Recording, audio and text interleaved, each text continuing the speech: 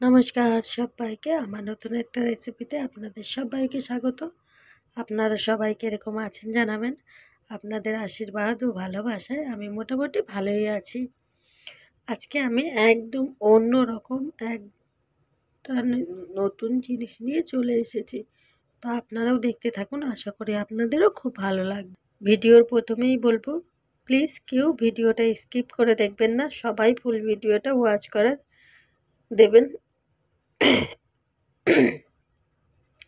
আমি আজকে নিয়ে এসেছি গোটা সেদ্ধ। তো প্রথমে এখানে বিউলির ডাল নিয়েছি। বিউলির ডালটাকে খুব ভালো করে পরিষ্কার করে ধুয়ে নিচ্ছি।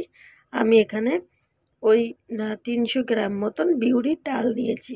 বিউলির ডালটাকে খুব ভালো করে পরিষ্কার করে ধুয়ে নিয়েছি। এবারে কিন্তু আমি এখানে দিয়ে দিয়েছি কড়াইতে তেল।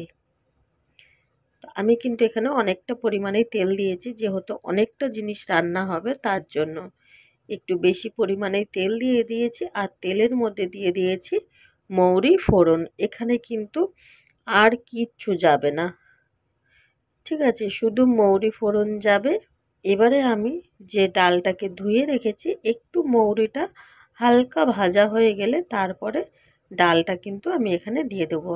আর অবশ্যই আপনারা জানাবেন আপনাদের কাদের কাদের বাড়িতে গোটা সেদ্ধ আছে, আর আপনারা কি ডাল দিয়ে করেন, কিভাবে করেন, অবশ্যই কিন্তু আমাকে জানাবেন। তো মৌরিটা একটু ভাজা হয়ে গেছে, তারপরে কিন্তু আমি এখানে বিউলির ডালটা যে ধুয়ে রেখেছিলাম, আমি কিন্তু এখানে বিউলির ডালটা দিয়ে দিয়েছি।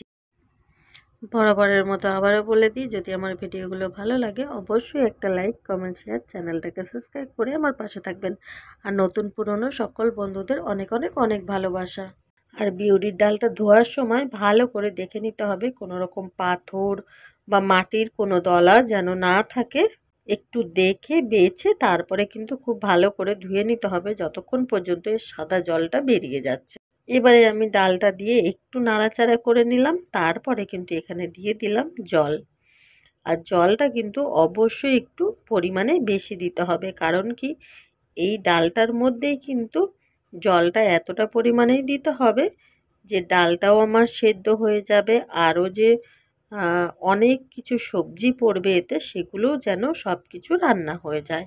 তো সেরকম বুঝেই কিন্তু ডালের জলটা ওই রকম পরিমাণ করেই দিতে হবে। তো আমি এখানে পরিমাণ মতো জল দিয়ে দিয়েছি। এবারে আমি দিয়ে দেব লবণ। আর এখানে কিন্তু আমরা নর্মালি যে সবসময় লবণটা ব্যবহার করি, এখানে কিন্তু একদমই সেই লবণটা ব্যবহার করব না। কারণ কি আমরা কিন্তু এটা প্রসাদ বলে মানি, শুধু প্রসাদ বলে মানি নয়, এটাই আমরা প্রসাদ বলে জানিও। যে কোনো শরীর খারাপ বা কোনো কিছু আমরা এটাই মনে করি যেটা এমনই একটা প্রসাদ, কেউ যদি কারোর মনের ইচ্ছে আহ, আহ, উম, বলে এই প্রসাদটা খায় অবশ্যই সে সুস্থ হয়ে যাবে।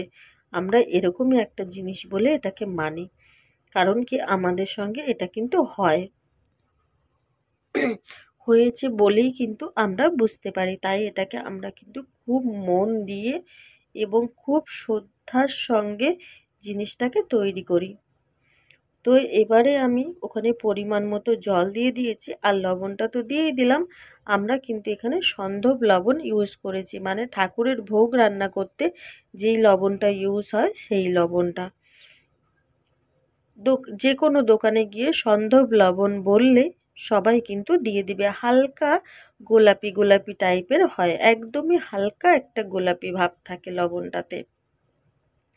তো এবারে আমি এখানে সব রকম সবজিগুলো কিন্তু কেটে ধুয়ে পরিষ্কার করে নিয়েছি। এখানে দেখতেই পাচ্ছেন কত রকম সবজি আছে। আছে গোটা লঙ্কা, গোটা সিম, গোটা কুল, গোটা আলু, গোটা লাল আলু, তারপরে আছে গোটা বেগুন। সব কিছু কিন্তু আমি গোটা গোটাই নিয়েছি। আর বেগুনটাকে কিন্তু খুব ভালো করে কেটে একটু দেখে নিয়েছি যেন ভেতরে পোকা টোকা না থাকে। আর আমি নিয়েছি এখানে শীষ পালং আর কিছু ছোট পালং। আমি এখানে দু রকমের পালং ইউজ করেছি, আপনারা যে কোনো এক রকম বা দু রকমের পালংও দিতে পারেন। আমি এখানে একটু বড় সাইজের পালং, মানে যেটা শীষ পালং বলে, আমি সেটাও দিয়েছি। তাহলে কি হবে, একটু ডাঁটা ডাঁটা হলে ভালো লাগবে। আর যদি একদম সব নরম পালং শাকগুলো দিতাম তাহলে কিন্তু ভালো লাগতো না, পুরো ঘাটা ঘাটা হয়ে যেত পালং শাকগুলো দিলে। তার জন্য আমি এখানে দু রকম পালং শাক নিয়েছি। আমি কিছু কচি ছোট ছোট যে পালংগুলো ওগুলোও দিয়েছি, আবার একটু শীষ পালংও দিয়েছি। তো এবার সব কিছু আমি আম কেটে ধুয়ে তো পরিষ্কার করে নিয়েছি, সেটা আপনাদেরকে দেখিয়েই দিলাম। আর আমি কি করেছি, ডালটা যখন আ সেদ্ধ হয়ে এসেছে, মানে অনেকটা কি সেদ্ধ হয়ে গেছে, কিন্তু ডালটা কিন্তু আমরা ঘেঁটে দেব না। ঘেঁটে দিলে কিন্তু ভালো লাগবে না। ডালটা ওইরকমই গোটা গোটা থাকবে। তারপরে কিন্তু ডালটা যখন সেদ্ধ হয়ে গেল, তারপরে তো দেখতেই পেলেন আমি আলুগুলো দিয়ে দিলাম এখানে। সব সবজিগুলো কিন্তু আমরা একসঙ্গে দিয়ে দেব না, তাহলে কিন্তু পুরো সব একসঙ্গে ঘেঁটে যাবে, সেটা কিন্তু ভালো লাগবে না। যেই সবজিগুলো একটু সেদ্ধ হতে টাইম লাগবে সেই সবজিগুলো আগে দিয়ে দেব। যেমন আমি লাল আলুটা আর নর্মাল আলুটা কিন্তু দিয়ে দিয়েছি। এখনও কিন্তু আমি আর অন্য কোনো সবজি দেইনি। এখানে দেখুন, এগুলো হচ্ছে আমাদের গাছের সজনে ফুল। প্রচুর, মানে যেরকম পরিমাণে গাছ আছে সেই রকম পরিমাণে কিন্তু এবছর ফুলগুলো সব পড়ে যাচ্ছে। এত কুয়াশা হচ্ছে যে সব ফুলগুলো ঝরে যাচ্ছে। এখানে একটা কত বড় ঝুড়িতে, শুধু আমি বলে নয়, আমাদের পাশে আরও ২-৩ জন আছে, তারাও কিন্তু সবাই কুড়িয়েছে এরকম ঝুড়ি ভর্তি করে করে। মানে একবার যাচ্ছি, একবার গিয়ে কুড়োলেই এরকম ঝুড়ি ভর্তি হয়ে যাচ্ছে। কারণ কি, আমার বাড়িতে কিন্তু অনেকগুলো গাছ আছে, মানে পুরো সারি দিয়ে একদম লম্বা করে সজনে গাছে ভর্তি।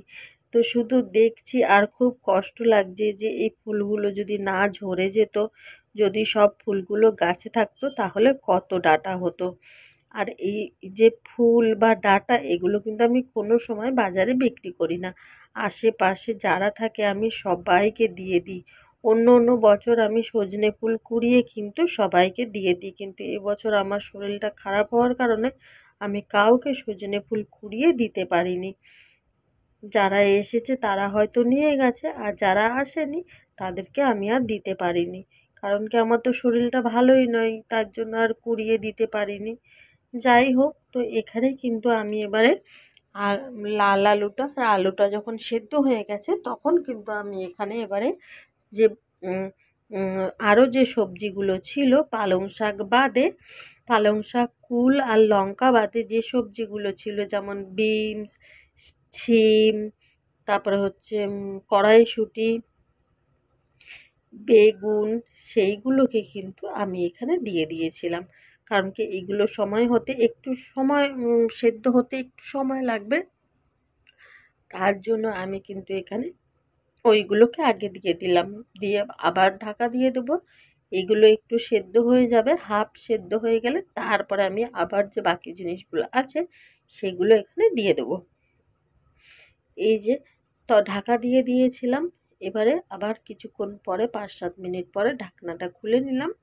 ঢাকনাটা খুলে নিয়ে আমি এখানে যে পালং শাকগুলোকে ধুয়ে পরিষ্কার করে একদম, এই পালং শাকগুলোকে কিন্তু, যেগুলো শক্ত শক্ত পালং শাক সেগুলোকে কিন্তু আমি এরকম ছোট টুকরো করে কেটে নিয়েছি। আর যেগুলো একদমই নরম নরম ছোট ছোট পালং শাক সেগুলোকে কিন্তু আমি গোটা দিয়ে দিয়েছি। তো এবারে ভালো করে নেড়ে চেড়ে আবারও ঢাকা দিয়ে দেবো। কারণ কি, এখানে যেহেতু কিছু শক্ত ডাঁটিওয়ালা পালং শাক আছে, সেগুলো একটু সেদ্ধ হয়ে যাবে, তারপরে কুল, লঙ্কা এগুলোকে দিয়ে দেবো। কারণ কি, সেই মুহূর্তে যদি শাকের সঙ্গে আমি লঙ্কা আর কুলটা দিয়ে দিতাম, তাহলে কিন্তু কুল আর লঙ্কাগুলো পুরো ঘেঁটে যেত, আমি কিন্তু পরে আর খুঁজে পেতাম না। তার জন্য শাকটা একটু সেদ্ধ হয়ে যাওয়ার পরে লঙ্কা আর কুলটা দিয়ে দিলাম। লঙ্কা আর কুলটা দিয়ে ২-৩ মিনিট একটু ফুটবে, তারপরে কিন্তু আমি এখানে দিয়ে দেবো সজনে ফুলগুলো। কারণ কি, সজনে ফুলগুলো যদি প্রথমে দিয়ে দিতাম তাহলে ওই যে বললাম একদম ঘেঁটে যেত, আর কিন্তু ভালো লাগতো না। তার জন্য সজনে ফুলগুলোকে কিন্তু একদম নামাবার ৩-৪ মিনিট আগে সজনে ফুলগুলো দিয়ে দেবো। কারা কারা রান্না পুজো এরকমভাবে করেন অবশ্যই কিন্তু আমাকে জানাবেন। অনেকে এটাকে রান্না পুজোও বলে, আবার গোটা সেদ্ধও বলে। আমরাও তাই গোটা সেদ্ধও বলি, রান্না পুজোও বলি। তো আপনারা কে কোন নামে জানেন সেটা অবশ্যই জানাবেন, আর কিভাবে করেন সেটাও কিন্তু আমাদের জানাবেন। তো সবাই ভালো থাকবেন, সুস্থ থাকবেন, সাবধানে থাকবেন। দেখা হবে আবার নতুন একটা ভিডিওর সাথে। ততক্ষণের জন্য নতুন পুরনো সকল বন্ধুদের অনেক অনেক অনেক ভালোবাসা।